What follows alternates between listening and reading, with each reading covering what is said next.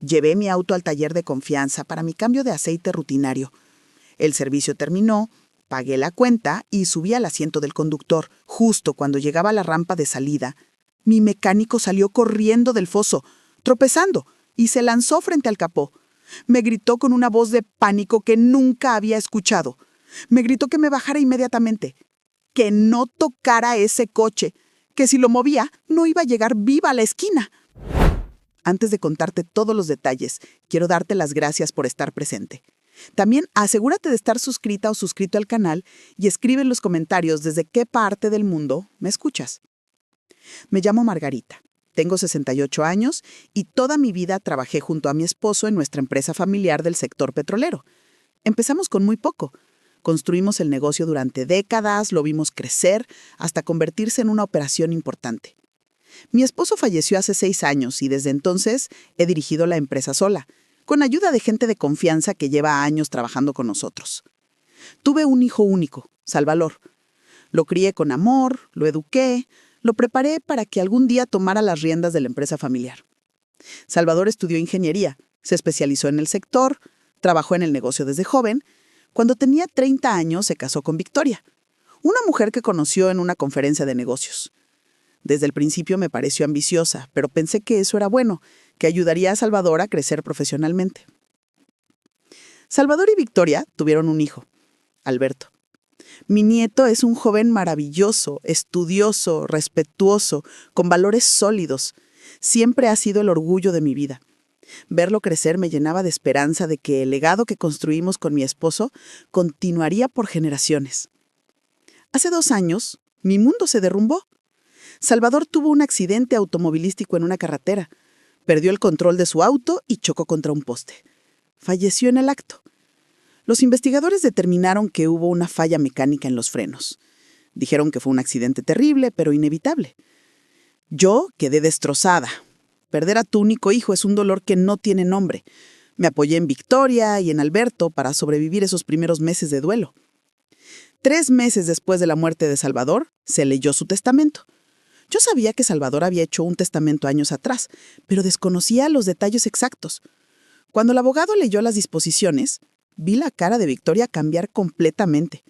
El testamento establecía que los activos líquidos de Salvador se dividían en partes iguales, 50% para Victoria y 50% para mí. Pero la empresa familiar, la que habíamos construido mi esposo y yo durante toda nuestra vida, quedaba 100% bajo mi control, con una cláusula específica. Yo debía preservarla, administrarla y entregarla a Alberto cuando estuviera preparado para dirigirla. Victoria esperaba heredar todo. Se le notaba en la cara que no podía creer lo que estaba escuchando. Cuando terminó la lectura del testamento, me miró con una expresión que no supe interpretar en ese momento. Rabia, resentimiento. Me dijo después que le parecía injusto que Salvador me hubiera dejado la empresa completa, que ella como esposa merecía tener control sobre todo. Yo traté de explicarle que Salvador había protegido el legado para su hijo, que la empresa era para Alberto, que yo solo era la custodia temporal. Pero Victoria no quería escuchar. Durante los siguientes meses, Victoria empezó a presionarme para vender la empresa. Me decía que era mucho trabajo para mí a mi edad, que debería disfrutar mi jubilación en vez de seguir trabajando. Que podríamos vender el negocio y repartir el dinero. Yo siempre me negué. Le explicaba que esa empresa era el legado de mi hijo, que estaba preservándola para Alberto, que cuando él estuviera listo, sería suya. Victoria se molestaba cada vez más con mis negativas. Nuestra relación se fue enfriando.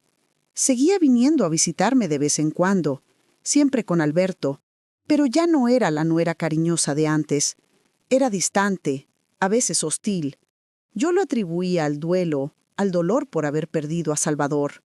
Nunca imaginé que había algo mucho más oscuro detrás de su comportamiento. Mi vida siguió adelante, dirigía la empresa, veía a Alberto regularmente, trataba de mantener viva la memoria de Salvador. Mi único escape, mi momento de normalidad, era ir cada mes al taller mecánico de don Javier para el mantenimiento de mi auto. Don Javier y yo nos conocemos desde hace 15 años. Es un hombre honesto, trabajador, que siempre ha cuidado mi auto como si fuera suyo. Confío en él completamente. Hace 3 semanas, Victoria me llamó por teléfono. Me dijo que había notado que mi auto hacía un ruido extraño la última vez que me vio manejando. Me sugirió que lo llevara a revisar a un taller que ella conocía, que supuestamente era muy bueno y económico. Yo le agradecí, pero le dije que prefería llevarlo con don Javier como siempre. Victoria insistió. Me dijo que ese taller tenía mejores herramientas, que podían hacer un diagnóstico más completo. Finalmente acepté solo para que dejara de insistir. Me dio la dirección del lugar. Fui a ese taller que Victoria recomendó. Era un lugar grande, lleno de autos, con varios mecánicos trabajando. Le expliqué al encargado que venía recomendada por mi nuera para un chequeo general. Me dijeron que dejara el auto, que tardarían unas horas. Yo me fui a hacer unas compras y regresé al final de la tarde. Me entregaron el auto y me dijeron que todo estaba bien, que solo necesitaba un ajuste menor que ya habían hecho. No me cobraron nada. Me pareció extraño, pero pensé que tal vez era cortesía por la recomendación de Victoria. 2 semanas pasaron sin problemas. Seguí usando mi auto normalmente, hasta que hace 3 días me tocaba el cambio de aceite mensual. Ese martes en la mañana manejé hasta el taller de don Javier, como siempre. Es un taller pequeño, pero limpio, bien organizado. Don Javier me recibió con su sonrisa de siempre. Me preguntó cómo estaba. Platicamos un poco mientras anotaba el servicio que necesitaba mi auto. Le dije que solo era el cambio de aceite rutinario. Él me dijo que en 1 hora estaría listo. Yo me senté en la pequeña sala de espera a revisar mi celular. Escuchaba los ruidos del taller, el sonido de herramientas, el elevador subiendo y bajando. Después de unos 40 minutos, don Javier salió y me dijo que ya estaba listo. Me pasó la cuenta, pagué, y él me entregó las llaves. Caminé hacia mi auto que estaba estacionado en la rampa que da a la calle. Subí al asiento del conductor, puse las llaves en el contacto, encendí el motor, todo sonaba normal. Puse el auto en marcha y empecé a avanzar lentamente hacia la salida. La rampa tiene una ligera inclinación hacia abajo que da directo a la calle.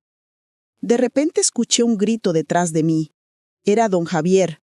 Salió corriendo del foso mecánico donde había estado trabajando. Venía agitando los brazos, gritando mi nombre con una urgencia que me asustó. Se lanzó prácticamente frente al capó de mi auto. Yo frené de inmediato. Él llegó a mi ventana, golpeó el vidrio, me gritó que apagara el motor inmediatamente, que me bajara del auto. Yo estaba confundida y asustada.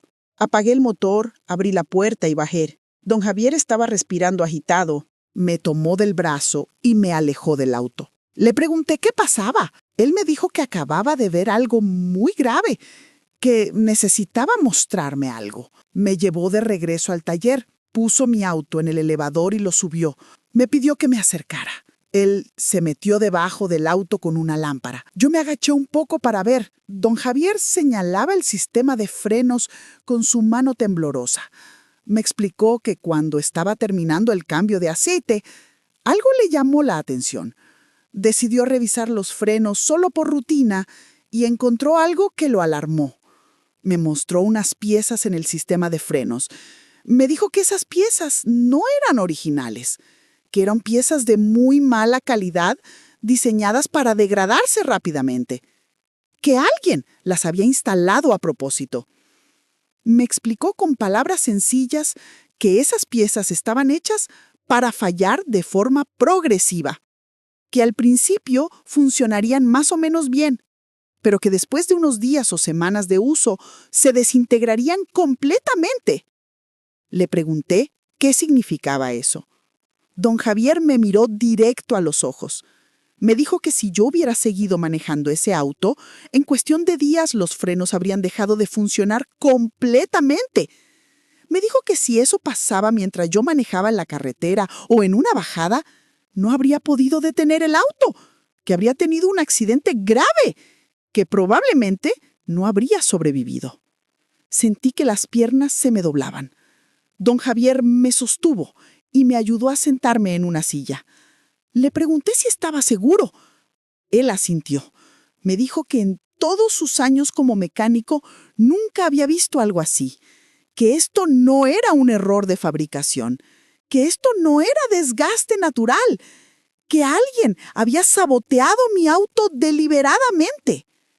Le conté entonces sobre el taller al que había ido hace 2 semanas, el taller que Victoria me recomendó. Don Javier frunció el ceño. Me preguntó si tenía la dirección de ese lugar. Se la di.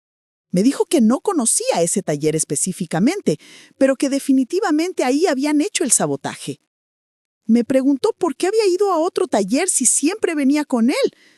Le expliqué que mi nuera insistió mucho. Don Javier se quedó pensativo. Luego me preguntó algo que me heló la sangre. Me preguntó cómo había sido el accidente de mi hijo Salvador. Le conté que había sido hace 2 años, que los frenos fallaron, que chocó contra un poste. Don Javier cerró los ojos un momento. Luego me dijo que eso era demasiada coincidencia, que tal vez el accidente de Salvador no había sido un accidente. No quería creerlo.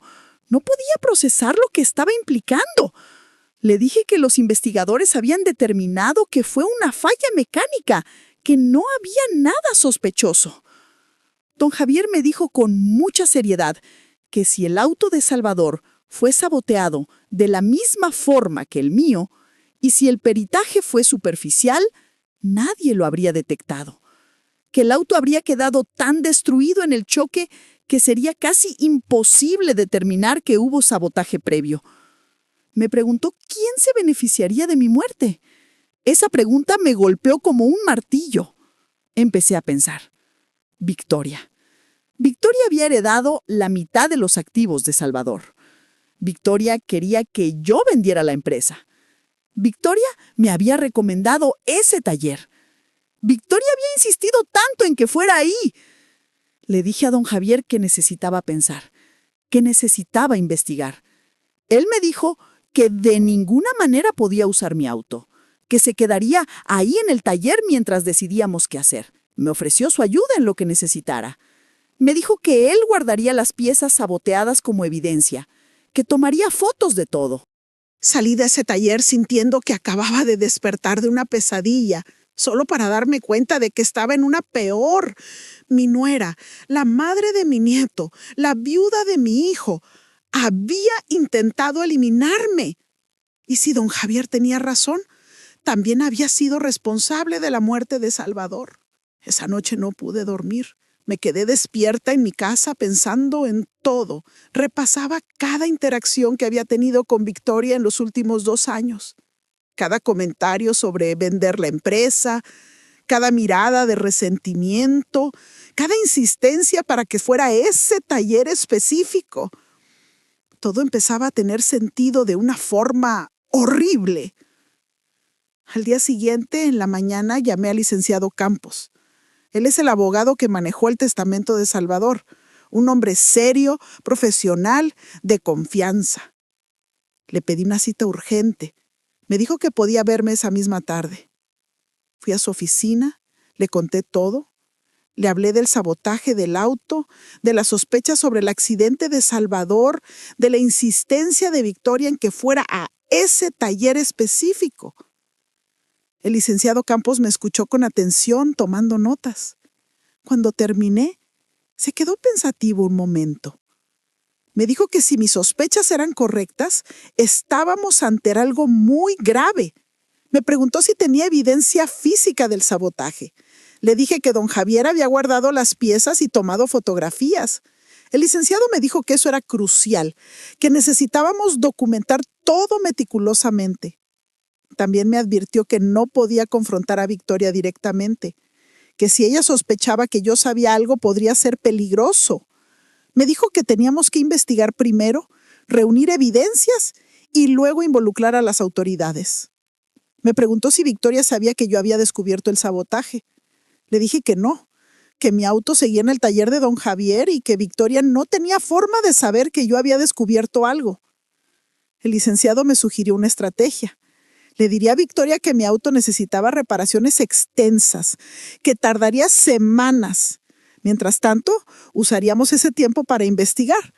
Me dijo que él contrataría a un investigador privado para averiguar más sobre Victoria, sobre el taller donde sabotearon mi auto y sobre cualquier conexión que pudiera existir con el accidente de Salvador. También me dijo que necesitábamos revisar nuevamente el testamento de Salvador para entender mejor qué motivaría a Victoria. Me preguntó si Victoria había mencionado algo específico sobre querer vender la empresa. Le conté todas las conversaciones que habíamos tenido al respecto. Esa tarde Victoria me llamó. Me preguntó cómo estaba, si había hecho algo interesante. Yo tuve que actuar normal. Le dije que todo bien.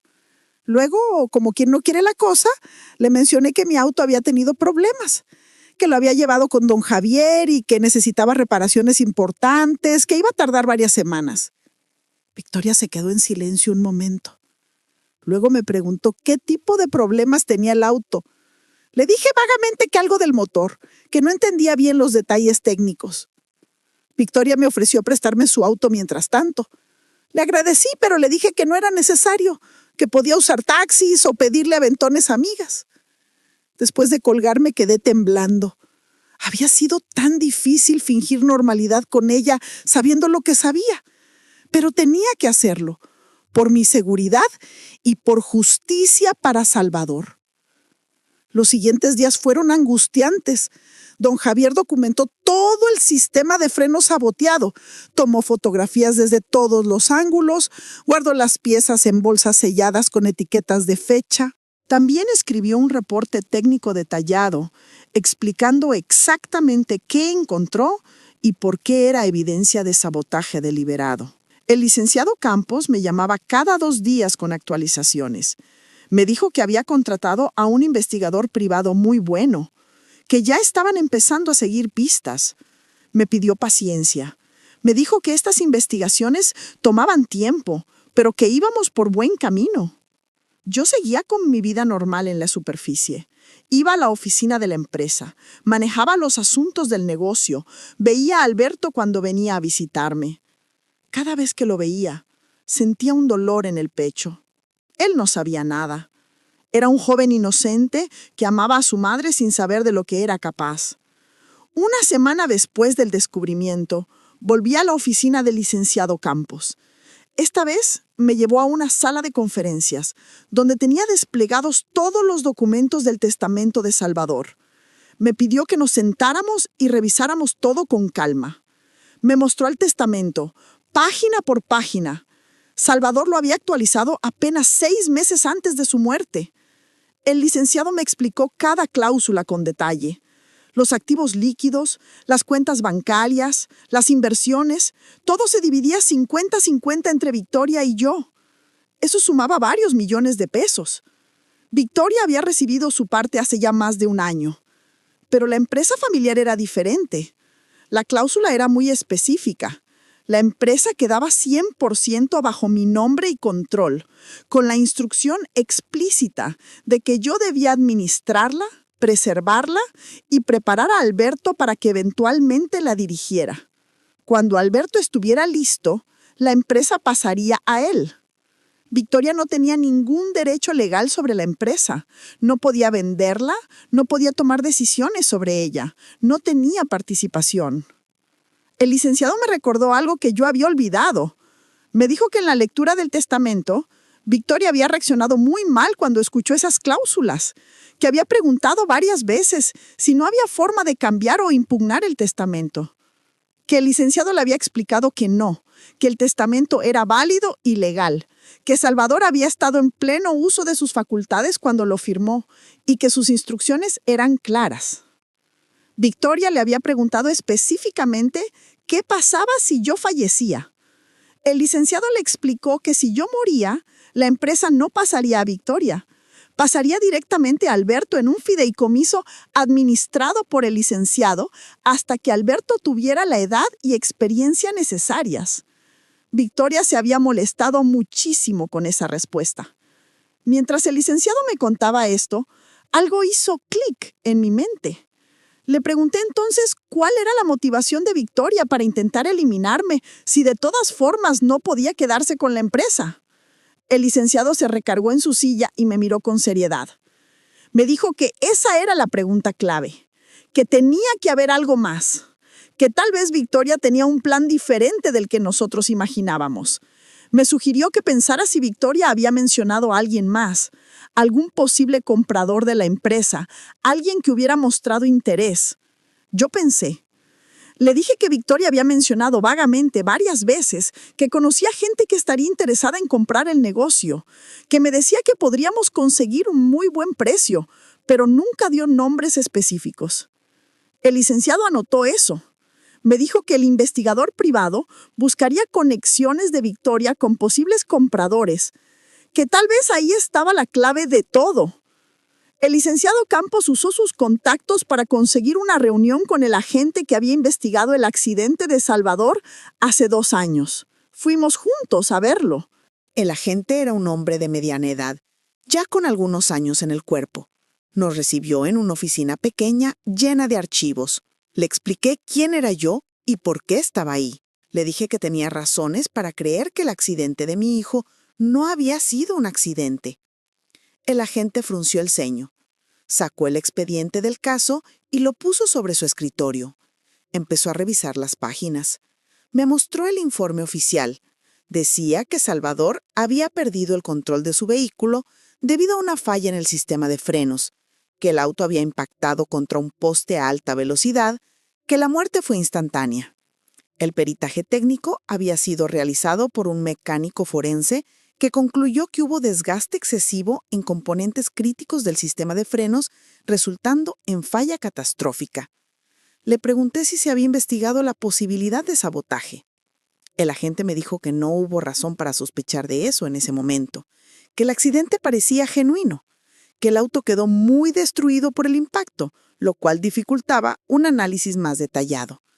Le conté entonces sobre mi propio auto, sobre el sabotaje que don Javier había descubierto, sobre las piezas no originales diseñadas para fallar. El agente se quedó pensativo. Me preguntó si tenía evidencia de ese sabotaje. El licenciado Campos sacó una carpeta con las fotografías que don Javier había tomado y el reporte técnico. Las revisó con atención. Después de varios minutos levantó la vista. Me dijo que si mi auto había sido saboteado de esa forma, era posible que el auto de Salvador hubiera sido saboteado de manera similar. Me explicó que el problema es que el informe técnico original del accidente de Salvador había sido superficial, que el perito solo había determinado que los frenos fallaron, pero no había investigado por qué, y que el informe técnico detallado, con fotografías del sistema de frenos, había desaparecido de los archivos. Eso me alarmó. Le pregunté cómo era posible que un informe desapareciera. El agente se veía incómodo. Me dijo que a veces los archivos se extraviaban, pero admitió que era sospechoso. También me dijo algo más. Me dijo que en ese momento él había querido investigar más a fondo, pero que había recibido presión de sus superiores para cerrar el caso rápidamente. Que le habían dicho que era claramente un accidente, que no había necesidad de complicar las cosas, que la familia ya estaba sufriendo suficiente. Le pregunté quién había ejercido esa presión. El agente dudó. Luego me dijo que no podía dar nombres específicos, pero que había sido alguien con influencia. Alguien que no quería que el caso se prolongara. El licenciado Campos le preguntó si estaría dispuesto a reabrir el caso si conseguíamos más evidencia. El agente asintió. Me dijo que si lográbamos probar que hubo sabotaje en mi auto y si podíamos establecer una conexión con el accidente de Salvador, él apoyaría una investigación formal, que buscaría cualquier evidencia fotográfica que pudiera haber quedado del auto de Salvador, que hablaría con el perito original. Salimos de esa reunión con esperanza, pero también con miedo. Si había habido presión para cerrar el caso de Salvador, significaba que alguien con poder estaba involucrado. Alguien que podía manipular investigaciones oficiales.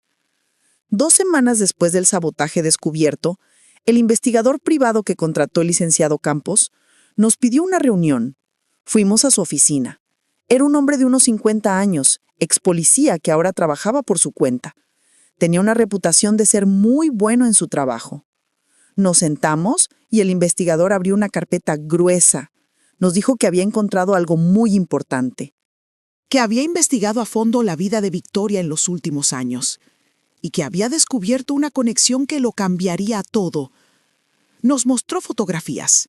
Eran fotos de vigilancia de Victoria con un hombre de unos 40 y tantos años, bien vestido, de aspecto próspero. Las fotos los mostraban juntos en restaurantes, en un hotel, en la casa de Victoria. El investigador nos dijo que ese hombre se llamaba Fernando, que era un empresario del sector petrolero, que era dueño de una empresa competidora de la nuestra. Sentí que el estómago se me revolvía. Le pregunté desde cuándo Victoria conocía a Fernando. El investigador me mostró más documentos. Registros de llamadas telefónicas, movimientos de vehículos, transacciones. Me dijo que según su investigación, Victoria y Fernando se conocían desde hace al menos 5 años, desde cuando Salvador todavía estaba vivo. Me mostró algo más. Me mostró que Fernando había intentado comprar nuestra empresa hace 3 años. Salvador había rechazado la oferta. Las empresas eran rivales en varios contratos importantes. Fernando y Salvador se conocían, pero no eran amigos. Eran competidores. El investigador siguió. Me dijo que Fernando tenía entre sus negocios un taller mecánico y que ese taller era exactamente el mismo taller al que Victoria me había enviado hace 3 semanas. El taller donde sabotearon mi auto. Todo empezaba a formar una imagen clara. Victoria y Fernando eran amantes. Fernando quería la empresa. Salvador era un obstáculo. Yo era un obstáculo. Habían eliminado a Salvador hace 2 años y ahora intentaban eliminarme a mí. Le pregunté al investigador si tenía evidencia de que Fernando y Victoria habían conspirado para la muerte de Salvador. Me dijo que todavía no tenía prueba directa, pero que las circunstancias eran muy sospechosas. Que necesitábamos encontrar comunicaciones entre ellos, mensajes, emails, algo que probara coordinación. El licenciado Campos le preguntó si podía conseguir eso.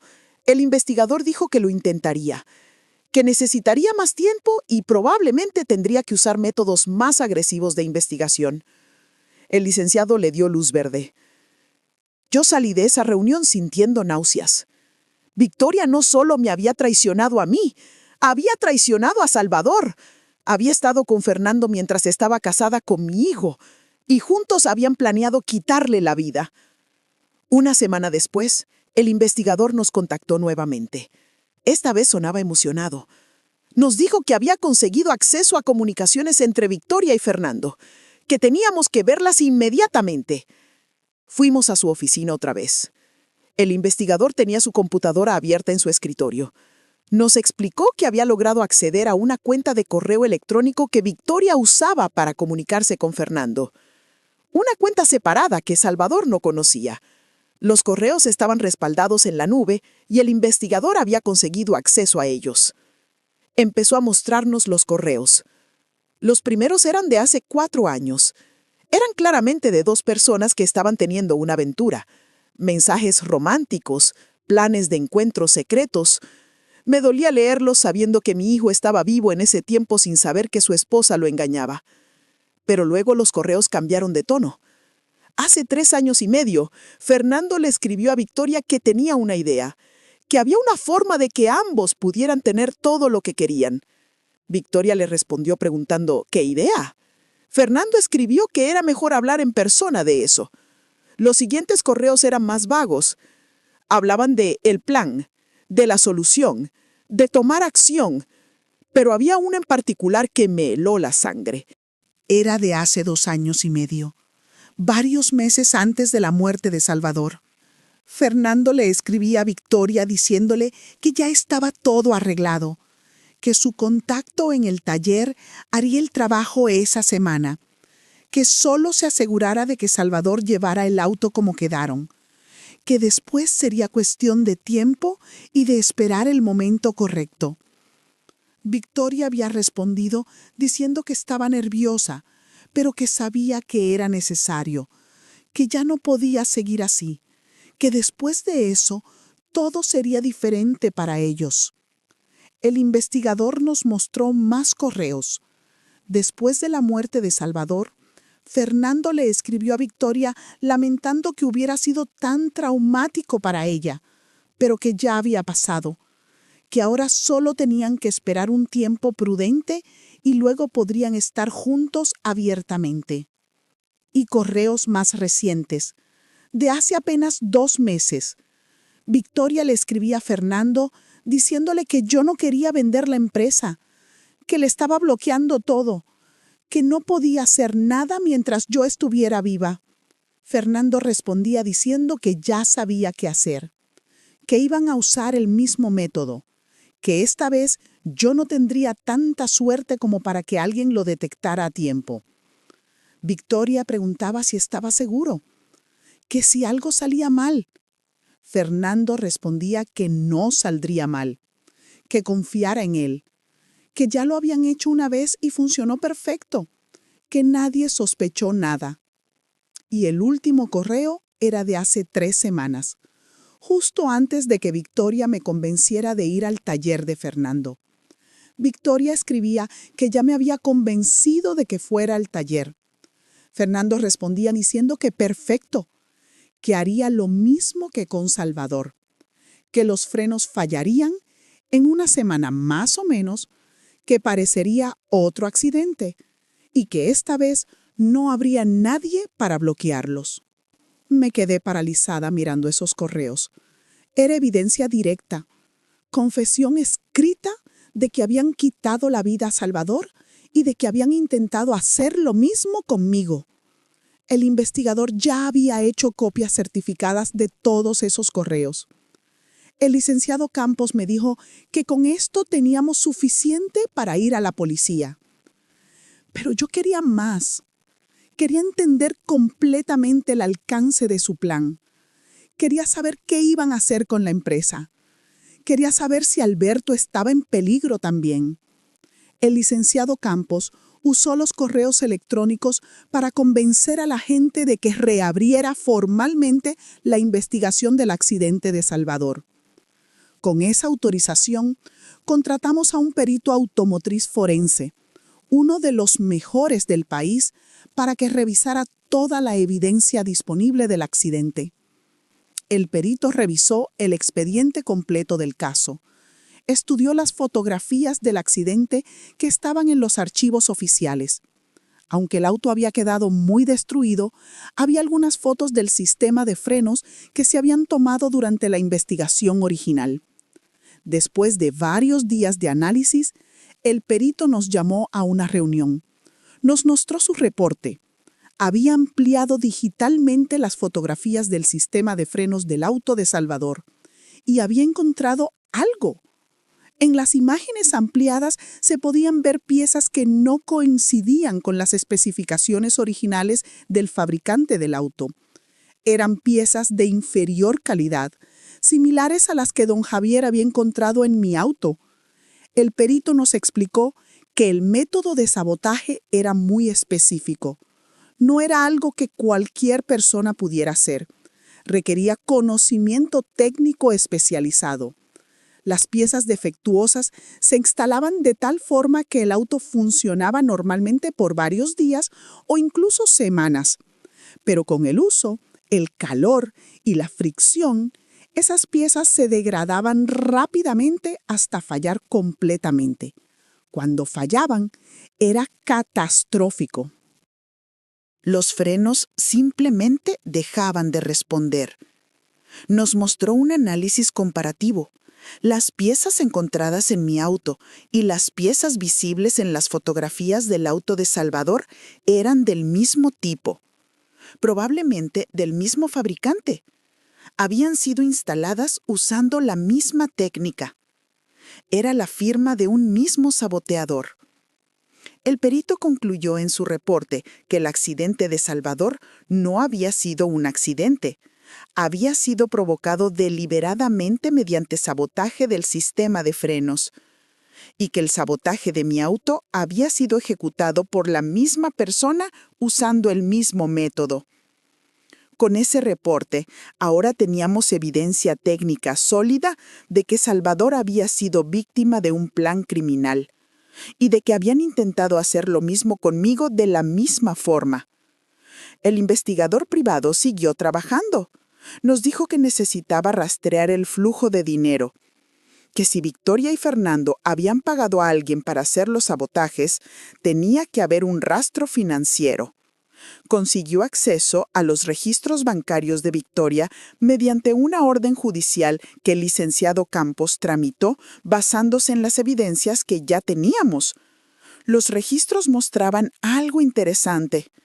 Hace 3 años, pocos meses antes de la muerte de Salvador, Victoria había hecho varias transferencias grandes de dinero a una cuenta que pertenecía a Fernando. Las transferencias sumaban varios cientos de miles de pesos. Cuando se le preguntó en ese momento a Victoria por qué estaba transfiriendo tanto dinero, ella dijo que eran inversiones que Fernando le estaba ayudando a hacer. Pero el investigador siguió el rastro del dinero. Desde la cuenta de Fernando, parte de ese dinero se había transferido a la cuenta del dueño del taller mecánico, el mismo taller donde Fernando tenía participación, el taller donde habían saboteado mi auto y el taller donde, según los correos, habían saboteado el auto de Salvador. También había transferencias más recientes. Hace 2 meses, Victoria había transferido otra cantidad considerable a Fernando. Y pocos días después, Fernando había transferido dinero al mismo taller. El investigador también encontró algo más. Había transferencias de Fernando a la cuenta de un oficial de policía. El mismo oficial que, según el agente que reabrió el caso, había presionado para que el caso de Salvador se cerrara rápidamente. Fernando había estado sobornando al oficial para que no se investigara a fondo la muerte de Salvador. Todo el rastro de dinero confirmaba la conspiración. Victoria pagaba a Fernando. Fernando pagaba al taller para que hicieran los sabotajes.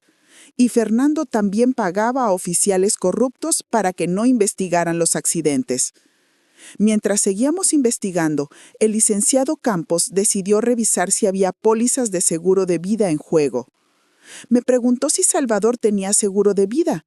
Yo le dije que sí, que teníamos seguros de vida básicos para toda la familia, pero que no eran cantidades muy grandes. El licenciado investigó más a fondo y descubrió algo que yo no sabía.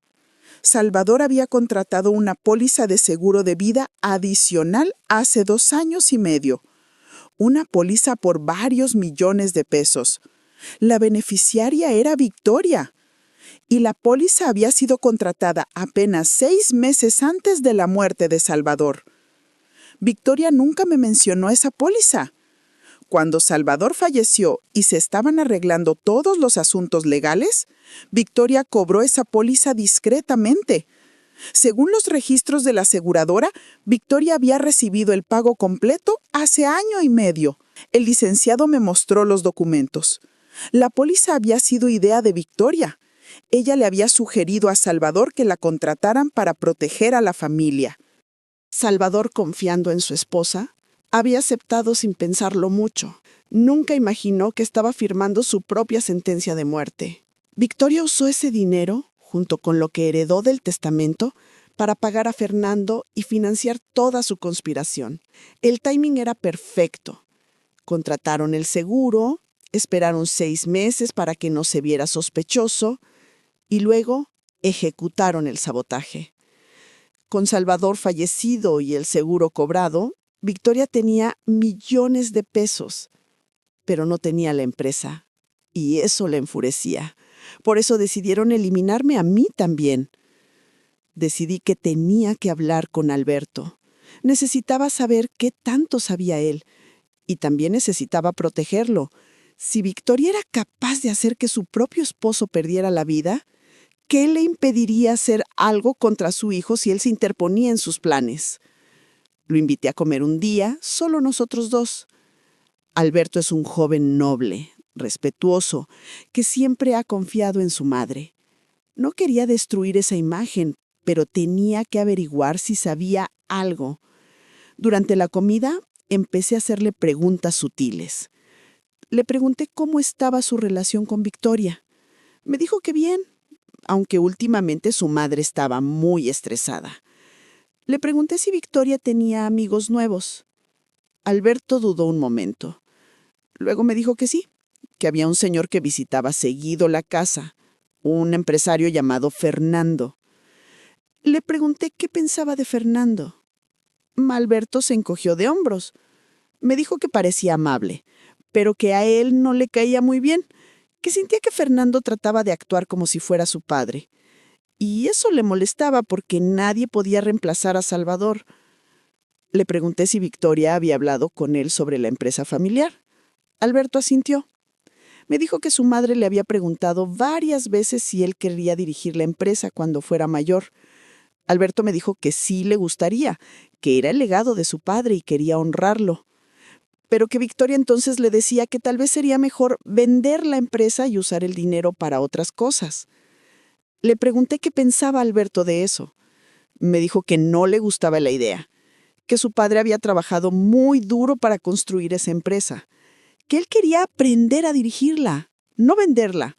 Me dijo que Victoria se molestaba cuando él le decía eso, que le decía que yo era egoísta por no querer vender. Le pregunté si recordaba dónde estaba Victoria el día que se suponía que yo iba a llevar mi auto al taller. Alberto pensó un momento.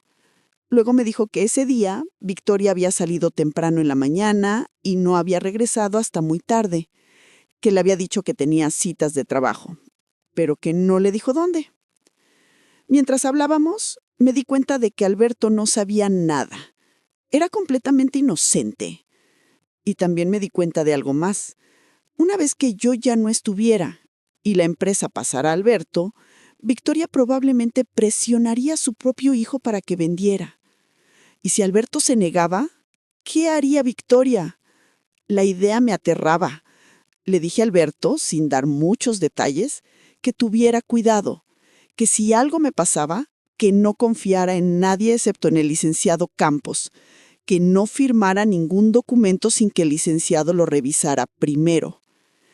Alberto me miró extrañado, pero asintió. Esa conversación me confirmó que tenía que actuar rápido, no solo por justicia para Salvador y por mí misma, sino también para proteger a Alberto. Con todas las evidencias que habíamos reunido, el licenciado Campos y yo fuimos a ver al detective Ruiz de la Policía Ministerial. El detective era el que estaba a cargo oficialmente de la reapertura del caso de Salvador. Le presentamos todo: los correos electrónicos, el peritaje técnico de ambos autos, las transferencias bancarias, los testimonios.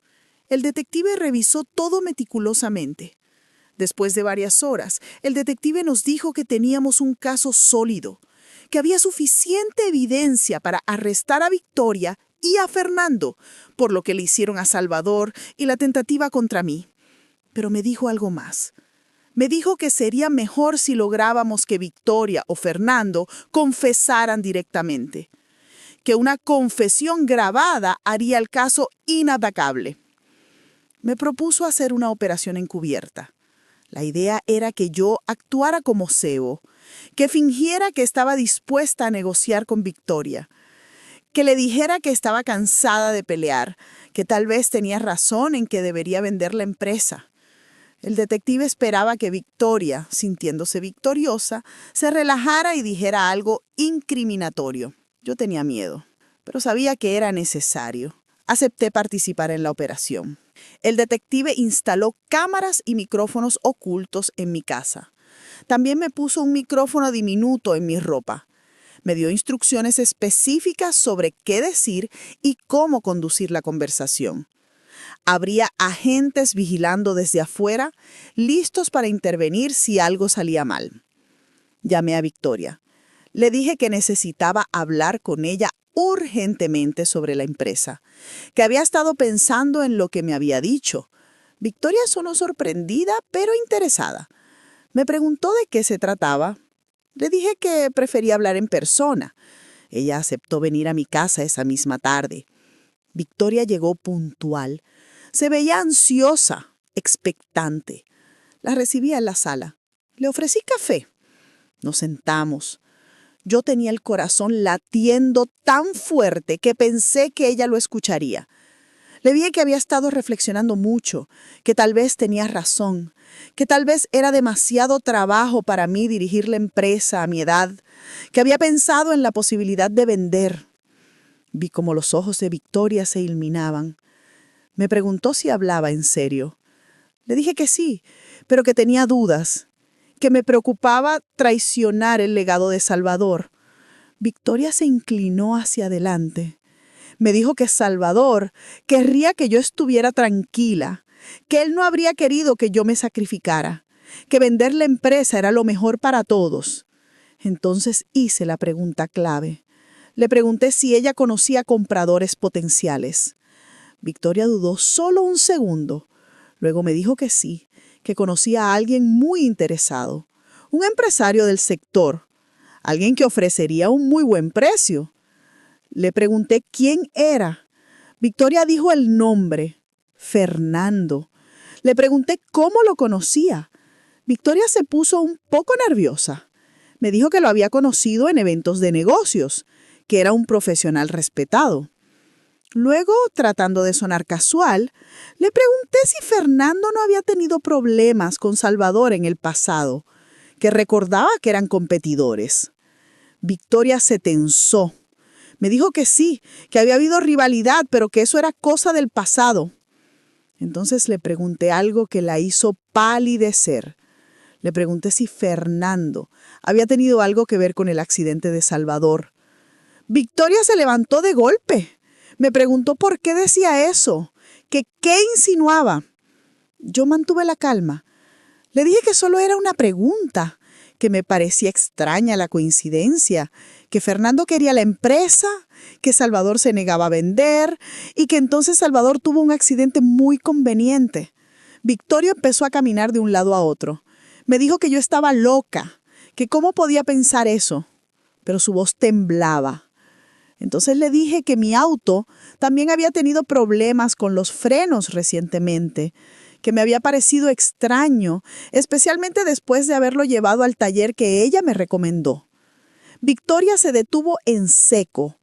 Me miró con una expresión que nunca había visto. Era miedo mezclado con rabia.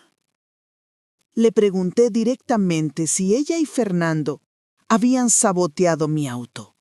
Victoria negó con la cabeza, pero no podía sostener mi mirada. En ese momento su celular sonó. Era Fernando. Victoria contestó. Fernando le preguntó cómo iba la conversación conmigo.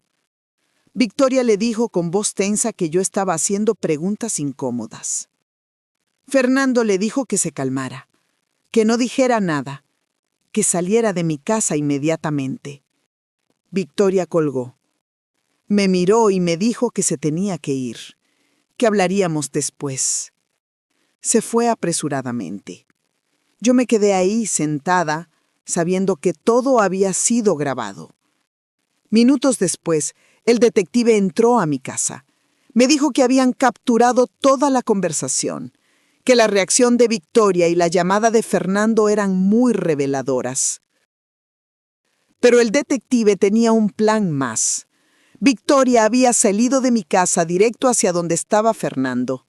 El detective había puesto un micrófono en el bolso de Victoria sin que ella lo supiera. Íbamos a poder escuchar su conversación. Media hora después, el detective puso el audio en su computadora. Escuchamos a Victoria llegar a algún lugar. Escuchamos la voz de Fernando.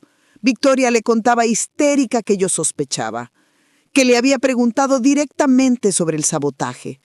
Fernando le decía que se calmara, que no había forma de que yo supiera nada, que solo estaba adivinando.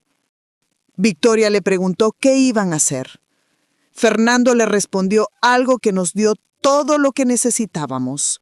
Le dijo que si yo seguía siendo un problema, tal vez tendrían que intentar de nuevo, que esta vez tendrían que ser más cuidadosos, que no podían arriesgarse a que yo arruinara todo como lo había arruinado el viejo entrometido del taller. Victoria le preguntó a qué se refería.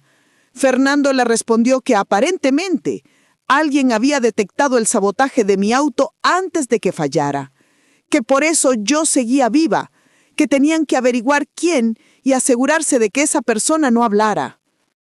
Luego la conversación derivó hacia Salvador.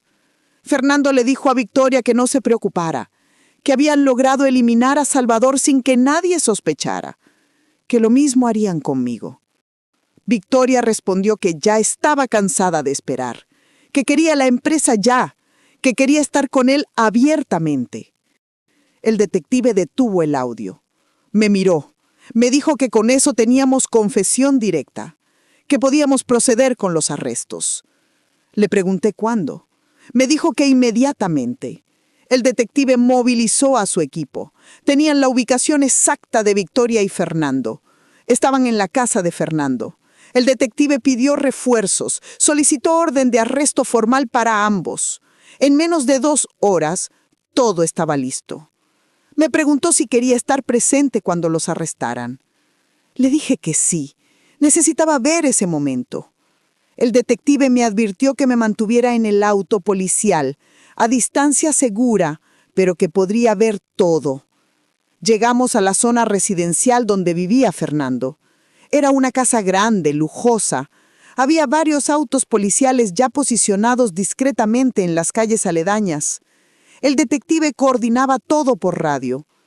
De repente, Victoria salió de la casa de Fernando caminando rápido hacia su auto. Se veía angustiada. El detective dio la orden. 2 patrullas se movieron bloqueando su salida. Agentes bajaron. Victoria los vio y trató de regresar corriendo a la casa, pero ya había agentes en la entrada. Fernando salió al escuchar el ruido. Cuando vio a la policía intentó cerrar la puerta, pero los agentes ya estaban ahí. Lo detuvieron. Victoria gritaba que era un error, que ellos no habían hecho nada. Los agentes los esposaron a ambos. El detective se acercó, les leyó sus derechos. Les informó que estaban arrestados por el homicidio de Salvador y la tentativa de homicidio contra mí. Victoria me vio en el auto policial a lo lejos. Me gritó que esto era culpa mía, que yo les había tendido una trampa, que me arrepentiría. Fernando estaba más callado. Parecía derrotado. Sabía que todo había terminado. Los metieron a patrullas separadas. El detective regresó a donde yo estaba. Me dijo que ya estaba hecho, que ya estaban detenidos, que ahora comenzaría el proceso judicial. Yo me quedé ahí sentada viendo cómo se llevaban a Victoria y a Fernando. Sentía una mezcla de alivio, tristeza y rabia. Alivio porque ya no podían hacerme daño. Tristeza porque la madre de Alberto iba a pasar décadas en prisión. Rabia porque habían destruido a mi familia. Habían matado a Salvador y casi me matan a mí. Los siguientes días fueron intensos. Victoria y Fernando fueron procesados formalmente. Se les presentaron todos los cargos. El fiscal tenía un caso abrumador. Las evidencias eran irrefutables. Los correos electrónicos, las transferencias bancarias, los peritajes técnicos, las grabaciones de audio, todo apuntaba a una conspiración para cometer homicidio. La audiencia inicial fue pública. Yo estuve presente. Alberto también estuvo ahí. Fue la primera vez que él se enteró de la verdad completa. Ver su cara cuando escuchó los cargos contra su madre fue desgarrador. No podía creerlo. Lloraba en silencio. El fiscal presentó las evidencias una por una. Mostró los correos donde Victoria y Fernando planeaban todo. Mostró las fotografías del sistema de freno saboteado de ambos autos. Reprodujo las grabaciones donde ambos admitían su participación. El abogado de Victoria intentó alegar que las evidencias habían sido obtenidas ilegalmente, pero el juez rechazó esa moción. Todo había sido obtenido con órdenes judiciales apropiadas. El abogado de Fernando intentó negociar un acuerdo. Ofreció confesar a cambio de una sentencia reducida. El fiscal aceptó parcialmente. Fernando confesó todo ante el juez. Contó cómo había conocido a Victoria, cómo habían comenzado su aventura, cómo él le propuso el plan de eliminar a Salvador para quedarse con la empresa, cómo convencieron al mecánico del taller para que hiciera los sabotajes, cómo sobornaron al oficial para que cerrara el caso rápidamente, y cómo intentaron hacer lo mismo conmigo cuando me negué a vender la empresa. Fernando también reveló algo más. Dijo que Victoria había sido la que presionó más para eliminar a Salvador, que ella estaba desesperada por tener el dinero, que él al principio dudaba, pero que ella lo convenció. Victoria gritó desde su lugar que eso era mentira, que Fernando era el cerebro de todo, que ella solo había seguido sus instrucciones. El juez ordenó silencio. Dictaminó prisión preventiva para ambos mientras se preparaba el juicio formal. Los cargos eran graves: homicidio calificado con premeditación, alevosía y ventaja, tentativa de homicidio calificado, fraude, falsificación de documentos, asociación delictuosa, cohecho. Cuando terminó la audiencia, Victoria fue llevada en esposas. Pasó junto a donde yo estaba. Me miró con un odio puro.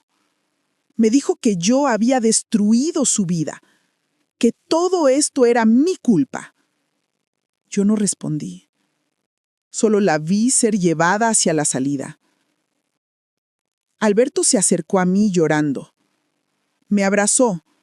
Me pidió perdón por lo que su madre había hecho. Le dije que él no tenía nada que disculparse, que él era inocente, que yo lo amaba y que siempre estaría ahí para él. Alberto me dijo que no podía creer que su madre hubiera sido capaz de hacer eso, que había perdido a su padre por culpa de ella. Yo solo lo abracé más fuerte. 3 semanas después de los arrestos, el fiscal me citó para mostrarme información adicional que había surgido durante la investigación. Me presentó a 2 peritos forenses que habían hecho un análisis exhaustivo de ambos sabotajes. Los peritos me explicaron con detalle el método usado. Las piezas defectuosas no solo eran de mala calidad, habían sido específicamente diseñadas para degradarse en un tiempo calculado. El mecánico corrupto que las instaló sabía exactamente cuántos días tardarían en fallar según el uso del vehículo. En el caso de Salvador, habían calculado que fallarían después de aproximadamente 2 semanas de uso normal. Salvador usaba su auto diariamente para ir al trabajo. El sabotaje se hizo un lunes. Salvador falleció un miércoles, exactamente 12 días después. El timing había sido perfecto.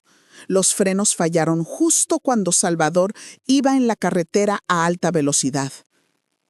En mi caso, el cálculo había sido similar. Me enviaron al taller un martes. Según los peritos, las piezas habrían fallado aproximadamente 2 semanas después. Pero yo tuve suerte. Mi cambio de aceite con don Javier estaba programado apenas 11 días después del sabotaje. Don Javier lo detectó justo a tiempo. Los peritos también me mostraron que ambos sabotajes habían sido hechos por la misma persona, el mecánico del taller de Fernando.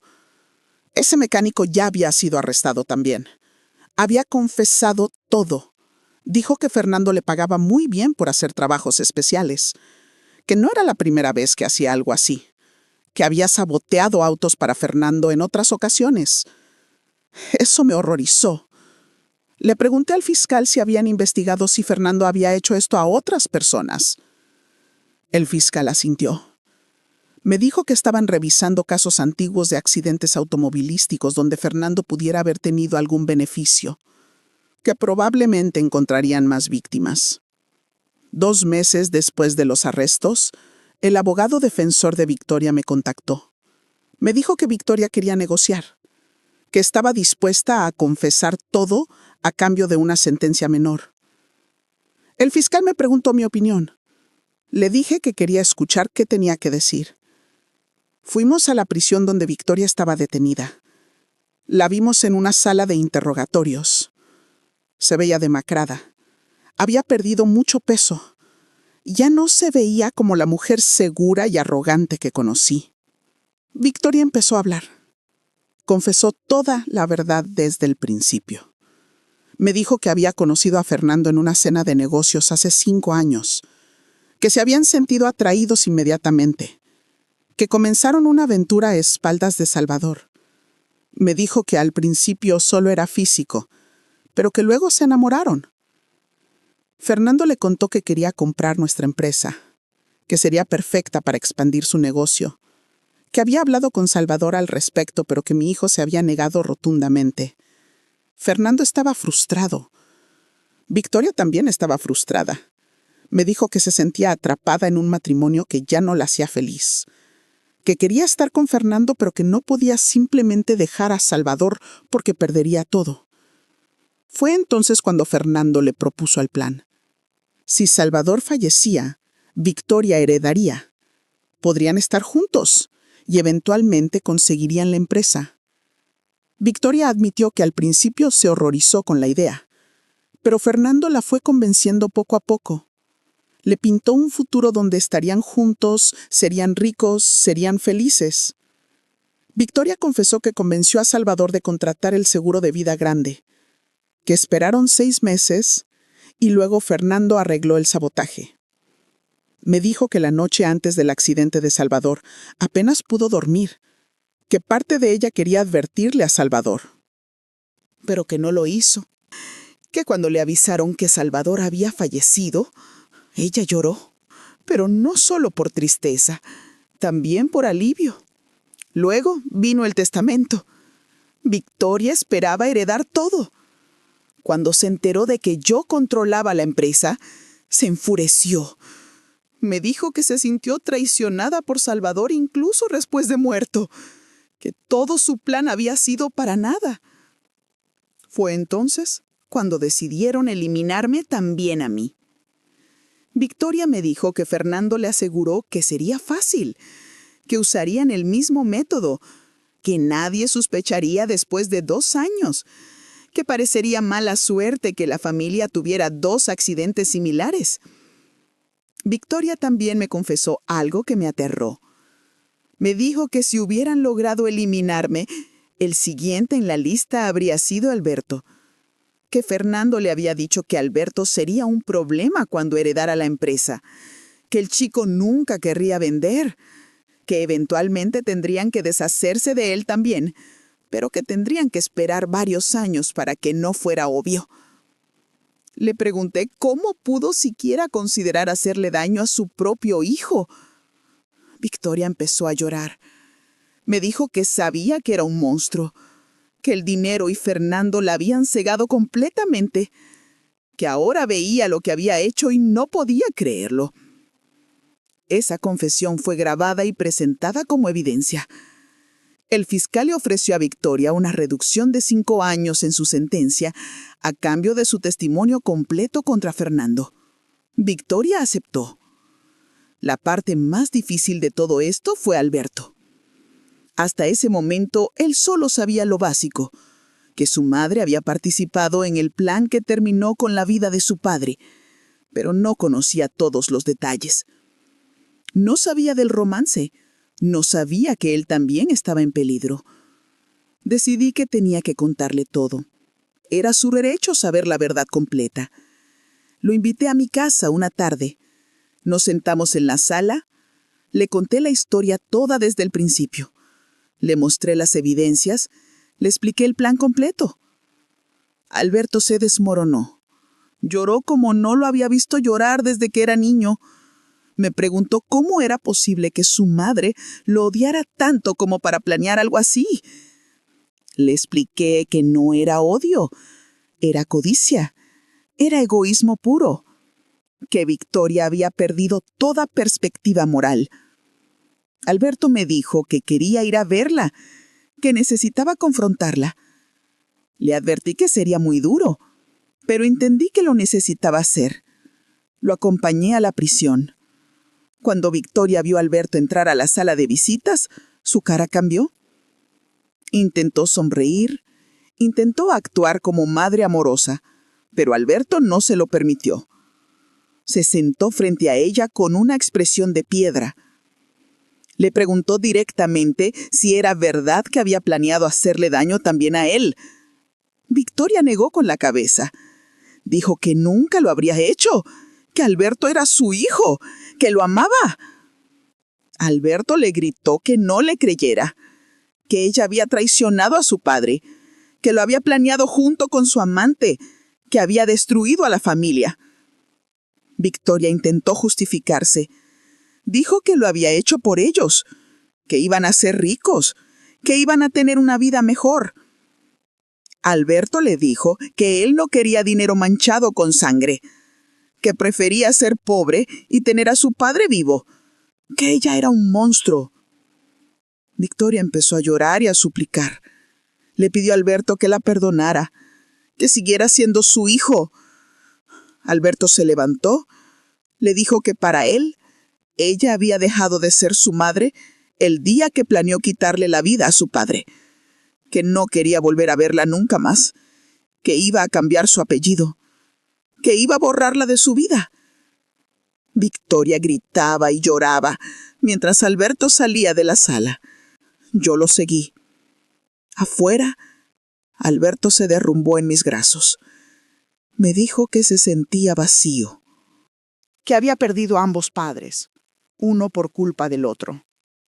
Le dije que no había perdido a ambos, que me tenía a mí, que yo siempre estaría ahí para él, que éramos familia. Alberto me abrazó fuerte y me dijo que me amaba. Desde ese día, Alberto se mudó conmigo. Renunció a cualquier herencia o beneficio que viniera de Victoria. Formalizó su cambio de apellido. Ya no quería llevar el apellido de su madre. Tomó solo el apellido de Salvador y empezó terapia para procesar todo el trauma. 2 meses después del juicio, Victoria me envió una carta desde la prisión. En la carta me pedía que fuera a verla, que necesitaba hablar conmigo. Yo no quería ir, pero el licenciado Campos me sugirió que tal vez sería bueno para mi cierre emocional. Fui un sábado en la mañana. Victoria se veía terrible. La prisión la había cambiado completamente. Ya no quedaba nada de la mujer elegante y manipuladora que conocí. Era solo una mujer rota. Se sentó frente a mí. Me agradeció por haber ido. Le pregunté qué quería. Victoria me dijo que había tenido mucho tiempo para pensar, que se daba cuenta de todo lo que había perdido, que ahora veía que el dinero no valía nada, sin libertad y sin familia. Le pregunté si sentía remordimiento por Salvador. Victoria empezó a llorar. Me dijo que pensaba en él todos los días, que veía su cara en sus sueños, que le pedía perdón aunque sabía que era demasiado tarde. Le pregunté si realmente lo amó alguna vez. Victoria dudó. Luego me dijo que sí, al principio, pero que con los años ese amor se fue apagando y que Fernando llenó ese vacío. Le pregunté qué esperaba de esta conversación. Victoria me dijo que solo quería que supiera que se arrepentía, que si pudiera devolver el tiempo, no lo haría. Le dije que eso no devolvía a Salvador, que no borraba el daño que había causado. Victoria asintió. Me dijo que lo sabía, que iba a pasar el resto de su vida pagando por sus decisiones.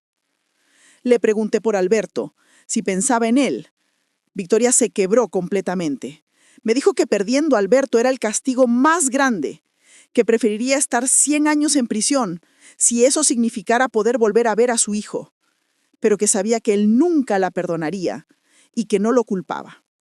Salí de esa visita sin sentir lástima por ella. Victoria había tomado sus decisiones. Ahora vivía con las consecuencias. Pero al menos pude ver que sí había algo de humanidad en ella después de todo, aunque fuera demasiado tarde. 6 meses después de la sentencia, Fernando solicitó verme. Me sorprendió porque no esperaba que él quisiera hablar conmigo. El fiscal me preguntó si quería ir. Le dije que sí. Tenía curiosidad de saber qué tenía que decirme. Fernando estaba en una prisión diferente a la de Victoria. Cuando lo vi entrar a la sala de visitas, noté que él también había cambiado. Se veía más viejo, cansado, pero no roto como Victoria. Él parecía más resignado. Se sentó y fue directo al grano. Me dijo que quería ofrecerme una disculpa. Le dije que sus disculpas no significaban nada para mí. Fernando asintió. Me dijo que lo entendía, pero que necesitaba decirlo de todas formas. Me explicó que todo había empezado como ambición de negocios, que quería nuestra empresa para expandir la suya, que cuando Salvador se negó a vender, se frustró, y que cuando conoció a Victoria y se dio cuenta de que ella también estaba frustrada en su matrimonio, vio una oportunidad. Le pregunté cómo pudo planear algo tan monstruoso. Fernando me dijo que al principio no lo veía así, que lo racionalizó como simplemente negocios, que eliminaban un obstáculo para conseguir algo que querían, que trató de no pensar en Salvador como persona, sino solo como un problema a resolver, Le pregunté si se arrepentía. Fernando pensó un momento. Luego me dijo que sí y no, que se arrepentía de haber sido atrapado, que se arrepentía de estar en prisión, pero que no estaba seguro de arrepentirse de las acciones en sí. Que eso probablemente lo hacía un sociópata, pero que al menos era honesto. Esa respuesta me mostró la diferencia entre él y Victoria. Victoria estaba destrozada por la culpa. Fernando simplemente lamentaba las consecuencias. Me levanté para irme. Fernando me preguntó si alguna vez podría perdonarlo. Le dije que no, que él había destruido a mi familia, que iba a pudrirse en prisión como merecía. Fernando solo asintió. Esa fue la última vez que vi a Fernando y la última vez que quise verlo. Un año después de los arrestos, llegó el día de las sentencias finales. Yo estaba presente en la corte. Alberto también. El juez leyó los veredictos. Victoria fue sentenciada a 35 años de prisión sin posibilidad de libertad anticipada. Los cargos incluían homicidio calificado de Salvador, tentativa de homicidio calificado contra mí, fraude, falsificación de documentos y asociación delictuosa. Su confesión le había reducido 5 años, pero seguía siendo una sentencia prácticamente de por vida. Victoria tenía 42 años. Saldría libre a los 77 si sobrevivía, pero lo más probable es que muriera en prisión. Fernando recibió 30 años. Sus cargos eran similares a los de Victoria. Había cooperado parcialmente con la investigación, lo cual le redujo algunos años, pero igual pasaría el resto de su vida útil en prisión. El mecánico corrupto que hizo los sabotajes recibió 15 años. El oficial de policía que habían sobornado para cerrar el caso de Salvador fue destituido y procesado. Recibió 10 años por obstrucción de justicia y cohecho. Cuando el juez terminó de leer las sentencias, sentí un peso quitarse de mis hombros. Justicia había sido hecha. Salvador podía descansar en paz y yo podía empezar a sanar. 2 años después de todo esto, mi vida había tomado un rumbo completamente diferente. Alberto se graduó de la universidad, estudió administración de empresas, empezó a trabajar en la empresa familiar conmigo. Le enseñé todo lo que sabía. Él aprendió rápido. Tenía la inteligencia de Salvador y la ética de trabajo que yo siempre valoré. Alberto y yo nos volvimos muy unidos. Él me llamaba su abuela y su mejor amiga. Vivíamos juntos en mi casa, comíamos juntos, trabajábamos juntos, éramos un equipo. La familia que Victoria casi destruye, pero que sobrevivió. También mantuve contacto con don Javier. Él seguía siendo mi mecánico de confianza, pero se había convertido en mucho más que eso. Era un amigo, alguien que me había salvado la vida.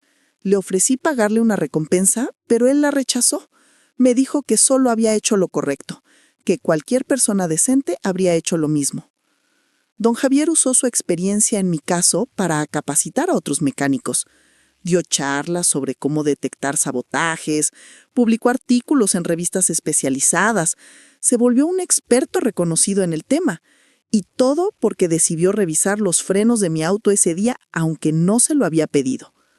3 años después, la empresa estaba más fuerte que nunca. Alberto ya estaba listo para tomar más responsabilidades. Empezamos a hacer planes para mi retiro gradual. Alberto sería el nuevo director en unos años más. Yo me quedaría como consultora. El legado de Salvador continuaría. Un día recibí una carta de Victoria desde la prisión. No la había vuelto a ver desde aquella confrontación meses después de su sentencia. La carta era corta. Me decía que Alberto había cumplido años, que ella había tratado de llamarlo, pero que él no aceptaba sus llamadas. Me preguntaba si yo podría darle un mensaje de ella, que lo amaba, que estaba orgullosa de él, que lamentaba todo. No le di el mensaje a Alberto. Él había sido claro en que no quería saber nada de su madre, y yo respetaba esa decisión. Guardé la carta en un cajón. Tal vez algún día, si Alberto cambiaba de opinión, se la daría. Pero ese día no había llegado todavía. Hoy, 4 años después de aquel día que don Javier me gritó que no moviera mi auto, Estoy sentada en la oficina de la empresa, mirando por la ventana. Tengo 72 años. He vivido una vida larga. He tenido alegrías inmensas y dolores profundos. Perdí a mi esposo hace años. Perdí a mi hijo por la traición de su propia esposa. Casi pierdo mi propia vida por la ambición desmedida de 2 personas sin escrúpulos. Pero sobreviví. Y no solo sobreviví, encontré fuerza que no sabía que tenía. Aprendí que la familia de sangre no siempre es la que te cuida, que a veces tu verdadera familia son las personas que eligen protegerte. Don Javier no tenía ninguna obligación conmigo más allá de cambiar el aceite de mi auto, pero eligió revisar más, eligió advertirme, eligió salvarme la vida. También aprendí que la codicia puede convertir a las personas en monstruos. Victoria no siempre fue malvada. En algún momento fue solo una mujer ambiciosa. Pero cuando la ambición se mezcla con egoísmo y se pierde toda brújula moral, puede llevar a las peores atrocidades. Victoria destruyó su propia vida, persiguiendo dinero que nunca llegó a disfrutar. He aprendido a confiar otra vez, pero también a ser más cautelosa, a verificar, a hacer preguntas, a no ignorar las señales de alarma solo porque quiero creer lo mejor de las personas. El testamento de Salvador fue su última forma de protegerme. Él sabía que la empresa debía preservarse para Alberto. Si Victoria hubiera tenido control total, habría vendido todo hace años y habría despilfarrado el dinero. Lo más importante que aprendí es que nunca es tarde para defenderte. Tenía 68 años cuando esto pasó. Muchas personas mayores son víctimas de abuso familiar o financiero y no hacen nada, porque sienten que ya no tienen poder, porque tienen miedo, porque no quieren causar problemas. Yo estuve a punto de caer en eso, de ignorar las sospechas, de no investigar, pero decidí actuar. Y esa decisión salvó mi vida. Ahora uso mi experiencia para ayudar a otros. Doy charlas en centros comunitarios sobre abuso de adultos mayores, sobre señales de alarma, sobre qué hacer si sospechan que alguien cercano los está manipulando o robando. He ayudado a varias personas a identificar situaciones peligrosas en sus propias familias. Alberto está junto a mí en este camino. Él también da pláticas para jóvenes sobre la importancia de la integridad, sobre cómo las malas decisiones pueden destruir vidas. Usa la historia de su padre como ejemplo de lo que puede pasar cuando no eres cuidadoso con las personas en las que confías. Salvador estaría orgulloso de nosotros. Preservamos su legado, protegimos su empresa, criamos bien a Alberto. Aunque él ya no esté físicamente con nosotros, su presencia se siente en cada decisión que tomamos. Victoria perdió todo. Su libertad, su hijo, su dignidad, su futuro. Todo por querer algo que no le pertenecía. A veces pienso en ella en su celda y me pregunto si realmente entiende la magnitud de lo que perdió. Si comprende que ninguna cantidad de dinero valía lo que destruyó. Pero sobre todo, he aprendido que la vida es preciosa y frágil.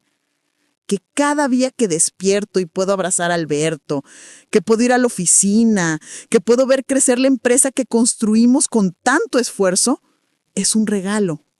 Un regalo que casi me arrebatan, pero que logré conservar gracias a la atención de un mecánico que decidió hacer su trabajo con cuidado y conciencia. Antes de despedirme, quiero pedirte algo. Si esta historia te movió, si te hizo reflexionar sobre las personas en tu vida, déjame un like y suscríbete al canal.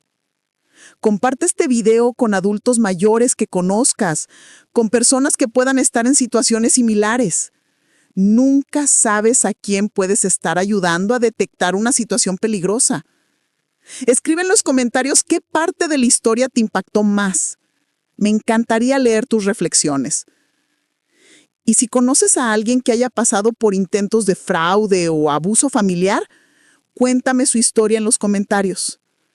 Si quieres apoyar este canal para que pueda seguir compartiendo historias reales como esta, considera hacerte miembro. Tu apoyo me permite investigar más casos y crear contenido que puede salvar vidas. Hay un botón de unirse aquí abajo con diferentes niveles de membresía. Gracias por escucharme hasta el final. Gracias por estar aquí